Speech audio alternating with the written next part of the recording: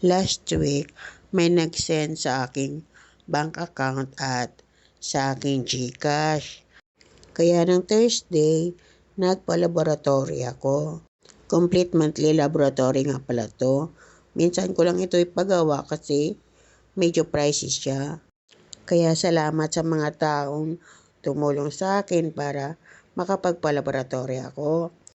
Ito nga pala yung request at saka yung sample na dinala sa laboratory.